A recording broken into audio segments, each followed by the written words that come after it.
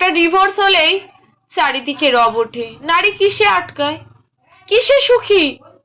ট্রলে ট্রলে ছেয়ে যায় ফেসবুক। অমুক ধনির বউ ডিভোর্স চেয়েছে, তমুক সেলিব্রিটিকে বউ ছেড়ে দিচ্ছে। সাংবাদিক পেয়ে যায় কয়েকদিনের পত্রিকার খোরাক।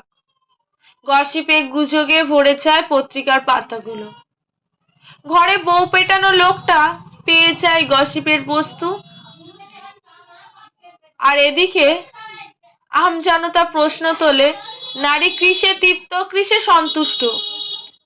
এই সমাজে যার অপরাধী ডিভোর্স হোক না কেন, দায়টা কিন্তু নারীর উপরই বর্তায়। তাই লিন্ডাকে শুনতে হয় লোভী অপবাদ, মিথিলাকে পেতে হয় লুচ্ছা তকমা, পরিমণিকে নিগৃহীত হতে হয়। কেউ শুনতে চায় না কেন তার ডিভোর্স চেয়েছে, কেউ বুঝতে চায় না কতটা কষ্ট পেয়ে একজন নারী তার জীবনের শ্রেষ্ঠ পাওয়াটুকুকে হারাতে চায়।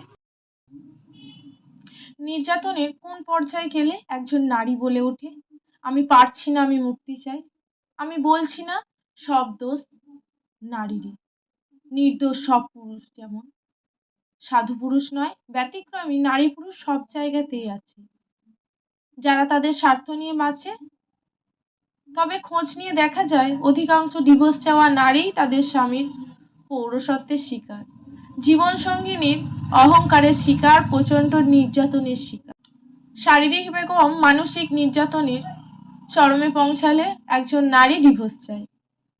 আর ট্রলে ট্রলে আমরা তাদের জীবনে বিষময় করে তুলি। প্রিয়ার দিকে প্রশ্ন ছুড়ে দিই, পরমব্রতের কাছে কি কি এমন আছে যা অনুপমের কাছে নেই? অনুপমের ভালো মন্দ তার জীবন সঙ্গী জানতেন, আমরা নই। তাই তাদের সিদ্ধান্তকেই সম্মান করা উচিত, ট্রল নয়। আমরা ভুলে যাই একজন ভালো পুরুষ মানেই একজন ভালো মানুষ নয়। নারীর ক্ষেত্রেও এই কথাটাও চিরসত্য রয়। মানুষ আটকায় মায়ায়, লোভে আটকায়, ধনে। নারী পুরুষ সবাই আটকায় ভালোবাসার জন্যে। নমস্কার, নারী কিসে আটকায়? লেখা স্নেহাশিস বড়ুয়া।